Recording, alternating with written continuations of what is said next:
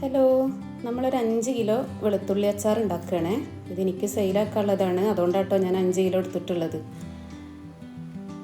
അപ്പോൾ ഒരു ഉരുളി അടുപ്പത്ത് വെച്ചിട്ടുണ്ട്. അതിൽ ഓയിൽ ഒഴിച്ചു, കടുക് പൊട്ടിച്ചു. ഒരു 3/4 ലിറ്റർ ഓയിലെങ്കിലും ഒഴിക്കണം കേട്ടോ. നമ്മൾ 5 കിലോ വെളുത്തുള്ളിയാണല്ലോ എടുത്തിട്ടുള്ളത്. കടുക് പൊട്ടിക്കുക. കടുക് നന്നായിട്ട് പൊട്ടി വന്നതിന് ശേഷം നമ്മൾ ഒരു 200 ഗ്രാം ഇഞ്ചി, 200 ഗ്രാം പച്ചമുളക്, അത്യാവശ്യം ഒരു പിടി വേപ്പിൻ്റെ ഇല, ഇതെല്ലാം ഇട്ടിട്ട് നന്നായിട്ട് വഴറ്റിയെടുക്കുക. നന്നായിട്ട് വഴറ്റിയെടുക്കുക എന്ന് പറഞ്ഞാൽ നല്ല ഡ്രൈ ആക്കിയിട്ട് വഴറ്റിയെടുക്കണം കേട്ടോ. ഇതെല്ലാം അല്ലെങ്കിൽ അച്ചാർ കേടുവരും. നമ്മുടെ ഹോം മെയ്ഡാണല്ലോ. അപ്പോൾ ഇനി വെളുത്തുള്ളി ഇട്ട് കൊടുക്കുകയാണ്. അത് നന്നായിട്ട് വഴന്ന് വന്നതിന് ശേഷമാണ് നമ്മൾ അതിലേക്ക് ഡയറക്റ്റ് ഈ 5 കിലോ വെളുത്തുള്ളി ഇട്ട് കൊടുത്തിട്ടുണ്ട്. ഇനി ഇത് നന്നായിട്ട് ഇളക്കുക. ഒരു 5 മിനിറ്റെങ്കിലും ഇളക്കി വെക്കുക. തീ കത്തിക്കോട്ടെ. അതായത് നല്ല സ്പീഡിൽ കത്തണ്ട, ലോ സ്പീഡിൽ തീ കത്തിയാൽ മതി. പിന്നെ സബ്സ്ക്രൈബ് ചെയ്യാതെ കാണുന്നവരൊക്കെ സബ്സ്ക്രൈബ് ചെയ്തോളൂ കേട്ടോ. ഒരു 5 മിനിറ്റ് വഴറ്റിയതിന് ശേഷം നമ്മളൊരു 400 ഗ്രാം കാശ്മീർ ചില്ലി പൗഡറാണ് ഇട്ടിട്ടുള്ളത്.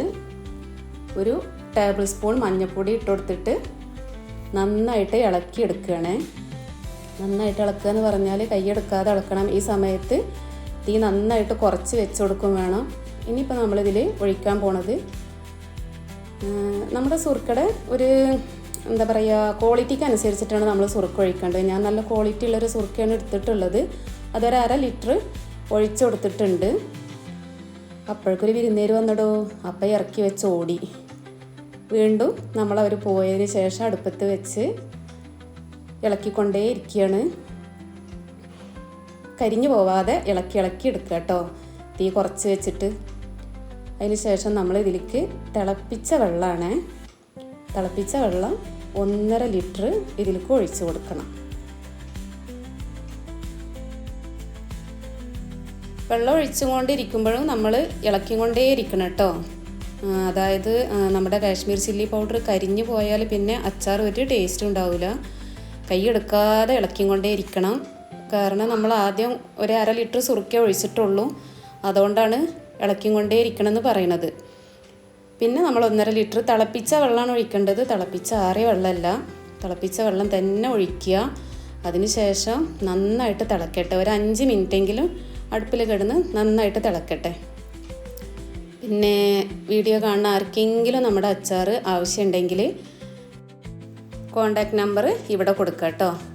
പിന്നെ നമ്മളിത് നന്നായിട്ട് തിളക്കണ ആ സമയത്ത് തന്നെ അതിൽ ഒരു 50 ഗ്രാം കായം പൗഡറും അതുപോലെ ഒരു 1.5 ടേബിൾ സ്പൂണ് ഉലുവ പൗഡറും ആണ് ഇപ്പോൾ ലാസ്റ്റ് ചേർത്ത് കൊടുത്തിട്ടുള്ളത്.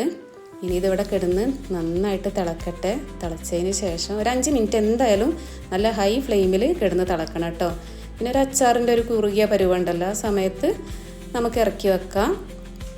പിറ്റേ ദിവസമാണ് പിന്നെ നമ്മളിത് കുപ്പിയിലൊക്കെ ആക്കണത് കേട്ടോ. നന്നായിട്ട് ചൂടാറിയതിന് ശേഷം കുപ്പിയിലാക്കുക. നല്ല ഡ്രൈ ആയിട്ടുള്ള കുപ്പി വേണം.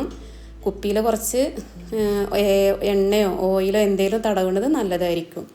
അപ്പോൾ ഇത്രയേ ഉള്ളൂ. Thank you for watching.